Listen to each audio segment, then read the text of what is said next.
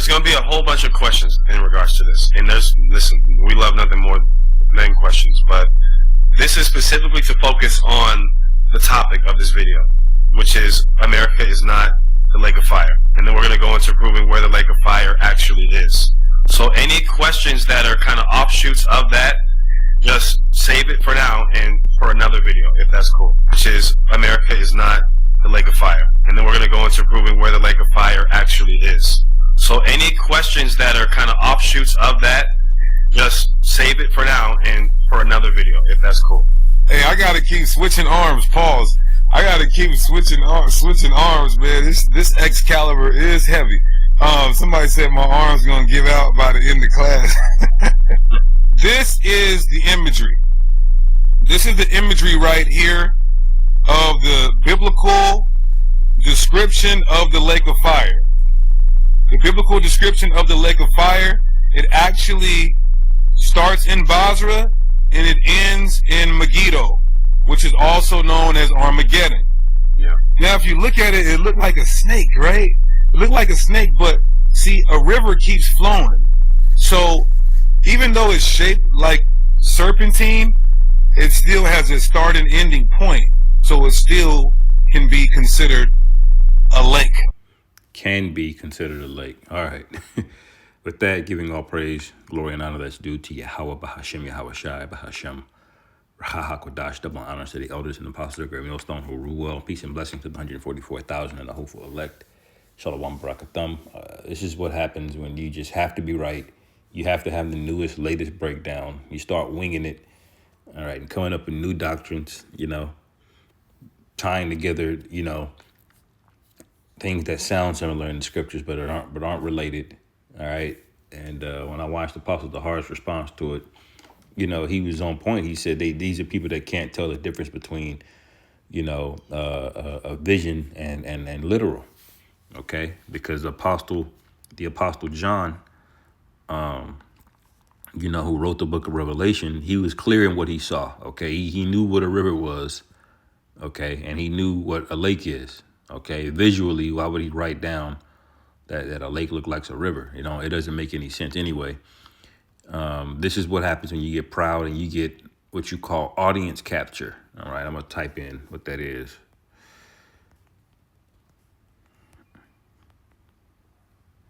All right. Audience capture is a phenomenon on where creators or influencers, and that's what these guys are. Okay, they're entertainers, they're influencers.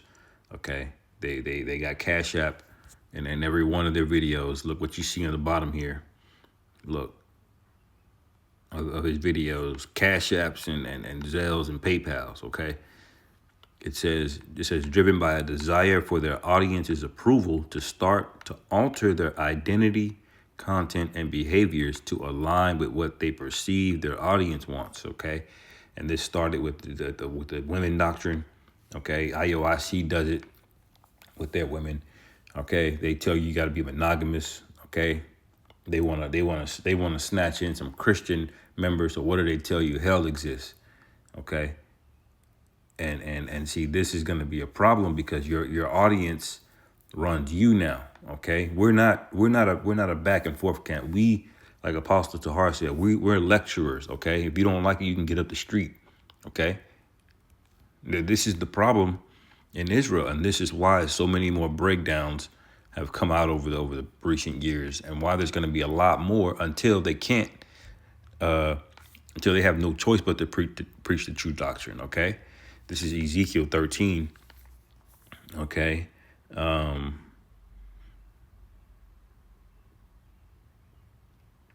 start at verse 8. It says, "Therefore, thus saith the Lord Yahweh Bashim Yahweh Shai, because ye have spoken vanity and seen lies. Therefore, behold, I am against you, saith the Lord Yahweh Bashim Yahweh Shai." All right. And like Apostle Tahar asked, where did you get this from? Did you just you just made it up? Now, I heard some more of the live stream where he kind of gives his origin story of how he got to this, which he was asked a question about how to substantiate what the lake of the fire is. And when he couldn't find an extra precept to substantiate it, he started to question whether or not it was the way that he was originally taught. Okay, and so he went down this rabbit hole. He basically goes to Revelation 19, Revelation 20. He goes to Isaiah 66. He goes to the point where I believe that's Revelation 15, where he speaks about the sea mingled with glass, which I'm going to go to.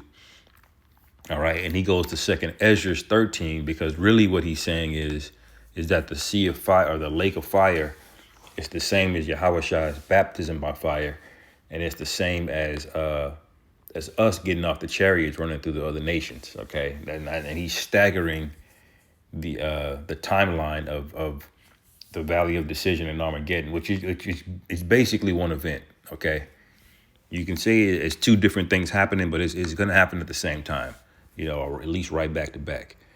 Okay, it ain't gonna be no period where we're good and then Goggin comes back up out of the ocean, not out of the ocean, but he just comes back, to try to make war with us again, like he suggested again in that live stream. Okay, he went to Ezekiel 38 as well.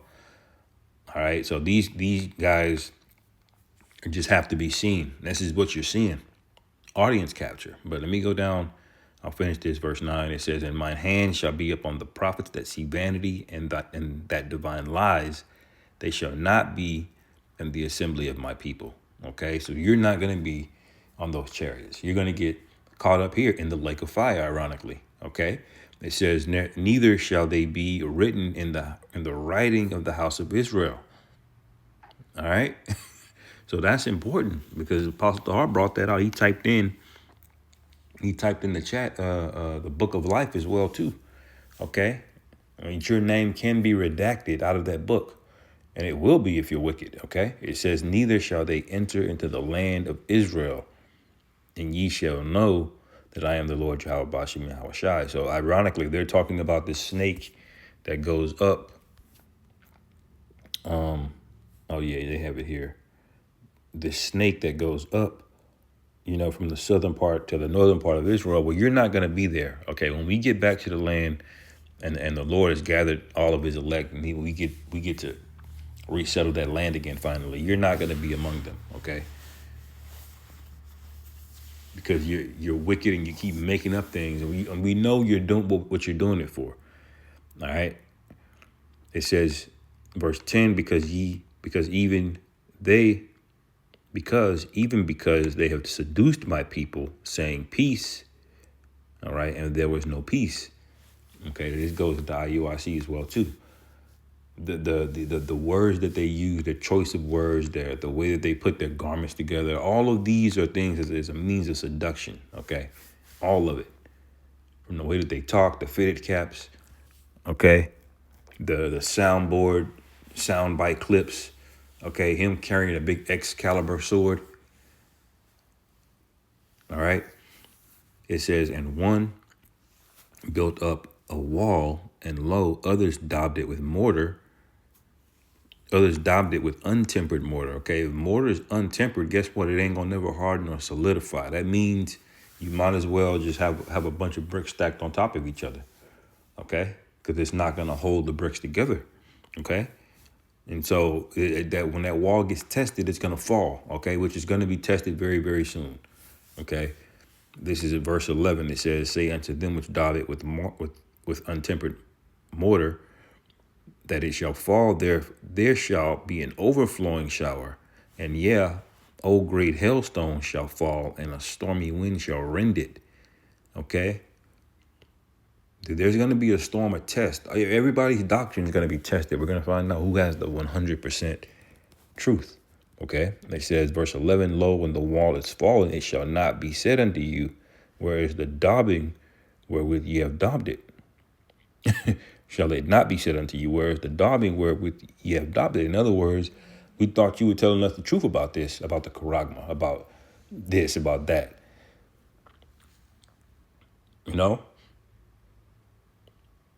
And that's blood on your hands, man, Now, this particular doctrine isn't as dangerous as telling people the charagma, or there's no Jacob's trouble, but still, it's in the same lot. You're adding and twisting things to the scriptures, man, okay? It says, verse 13, I'll end it. At this point, therefore, thus saith the Lord Yahweh Bashem Yahushai, I will even rend it with a stormy wind in my fury, and there shall be an overflowing shower in mine anger, and great hailstones in my fury to consume it. So I will break down the wall that ye have daubed with untempered mortar, and bring it down to the ground, so that the foundation thereof shall be discovered. Okay? That means you leaders, you base men, okay? Which is what you're acting like, okay? The guy's a big kid, man, okay? Carrying around swords. It's nothing but it's just gimmicks, you know? Saying things that sound, oh, well, that could be a point, you know? You know, Polite had this wicked gift of being able to talk Jake into a conversation that sounded on the surface level, but you go one layer deep, you're like, wait a minute, this is bullshit. You know, he'll use a lot of fancy words, a lot of look over here, look over there type of strategy, you know. And it says, and ye shall know that I am the Lord Yahweh. Okay. Let me see. Oh, there's more on this. Yeah, I'm gonna go down to verse 16. Man,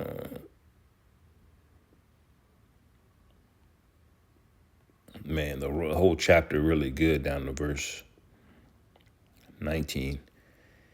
It says, thus will I accomplish my wrath upon the wall, and have them daubed it with mortar and untempered mortar. And they will say unto you, the wall is no more, neither they that daubed it. So y'all are going to be, you and your doctrine are going to be destroyed. All right. It says, to wit, the prophets of Israel, which prophesy concerning Jerusalem, and which see visions of peace for her, and there is no peace, saith the Lord Yahweh Bashem Yahushai. Likewise, thou son of man, set thy face against the daughters of thy people, which prophesy out of their own heart. Okay, this is just them. That's really the root cause of this. Is they want to just be, they want to be right, and that spirit jumped off of Alazar onto them. Okay, who just has to be known as the chief high priest guy, you know. But that's okay, because the Lord's gonna situate all of this. Okay, it says, and prophesy thou against them. That's what we're doing.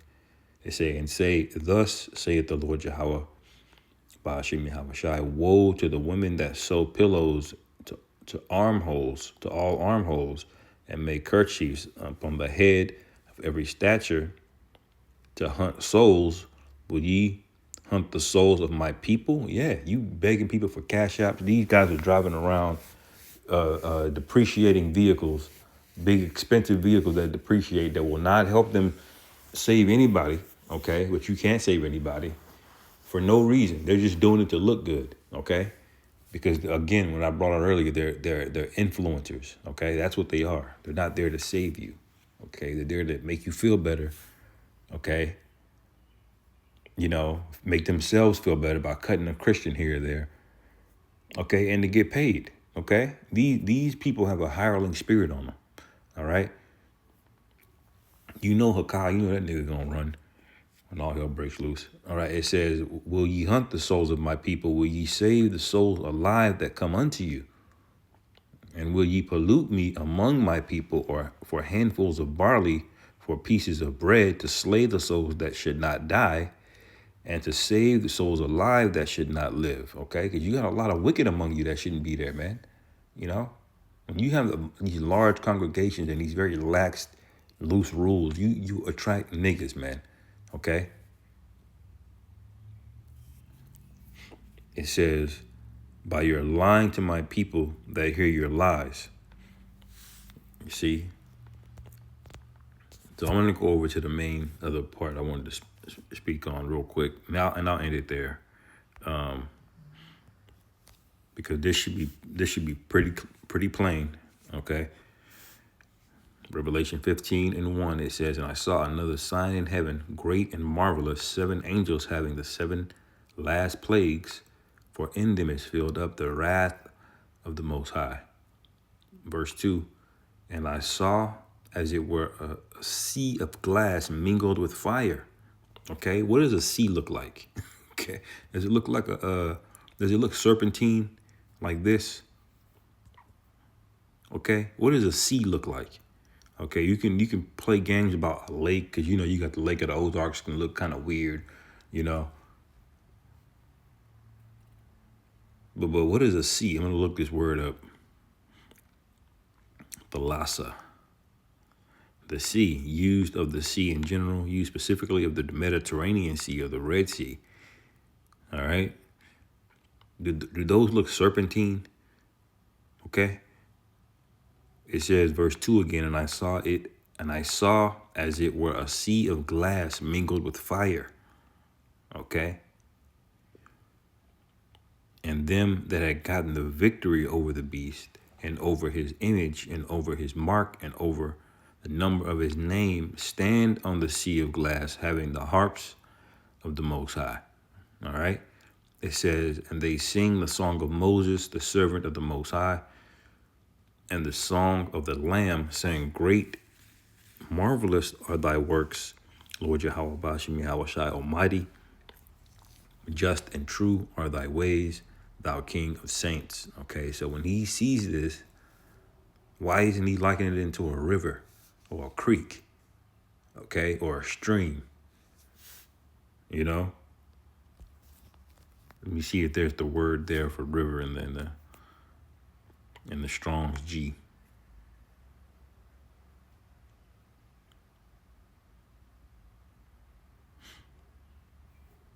Yeah, you have the river Euphrates.